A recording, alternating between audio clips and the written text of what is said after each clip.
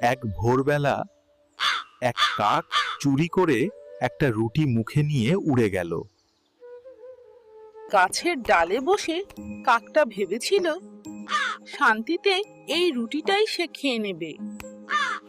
তখনই ধূর্ত শেয়াল এসে কাকটাকে দেখতে পেল। শেয়াল ভাবল কাকটাকে ঠকিয়ে রুটিটা সে খেয়ে নেবে। কাক নিজের প্রশংসা শুনে খুব খুশি হলো।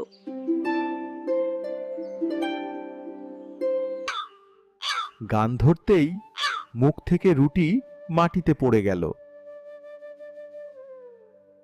অমনি শিয়াল রুটি লুফে নিয়ে বনের মধ্যে পালালো।